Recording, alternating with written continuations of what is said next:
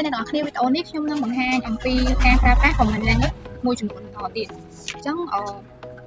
យើងប្រើ command touch ហើយយើងដាក់ឈ្មោះ file យើងមកដើម្បីបង្កើតនៅ hidden file ខ្ញុំដាក់ថាhidden file.txt បន្តមកទៀតយើងអាចបង្កើត hidden directory អញ្ចឹងយើងប្រើ command make dir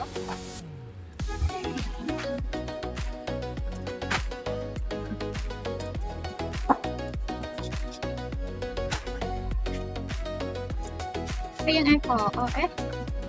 a សម្រាប់មើល hidden file ហើយ dot 1 នេះមានន័យថាជា parent directory ហើយ dot 2 មានន័យថាជា parent directory អញ្ចឹងយើងអាចបង្កើត folder នៅ parent directory អញ្ចឹងយើងប្រើ make dir ដាក់ឈ្មោះវាមកគឺថាដាក់ abc អញ្ចឹងទៅហើយ enter មកហើយយើងប្រើ cd dot 2 ដងដើម្បីចូលទៅកាន់ parent directory ហើយយើងអាចបង្កើត folder ជាច្រើនក្នុងពេលតែមួយបានដោយយើងប្រើ make dir my dir 1.2 ដងហើយ 3 ហើយបន្តមកយើង enter មកបើឆ្លាតយើងអាចប្រើ ls .l នេះយើងនឹងឃើញmake dir ដែលយើងបានបង្កើតយើងធ្វើការ clear វាសិនណាអញ្ចឹងយើងអាចប្រើ command rm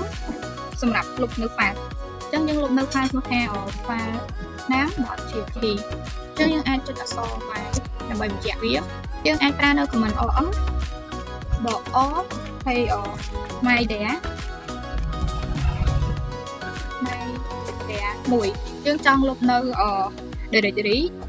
ដែលមានឈ្មោះថា mydia មួយអញ្ចឹងយើង enter មកយើងចុច yes អញ្ចឹងមានន័យថាវា remove បានហើយយើងអាច show មើលបានអញ្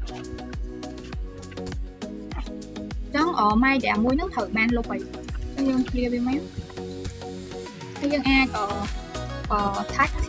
សម្រាប់បង្កើតនៅ file ទេដែលមានឈ្មោះថា file 1.txt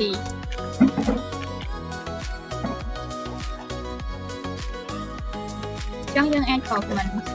cp file 1.txt backup ប្រើសម្រាប់ copy ហើយយើងអាចធ្វើការ copy និង rename វាបានអញ្ចឹងយើងប្រើ cp file 1.txt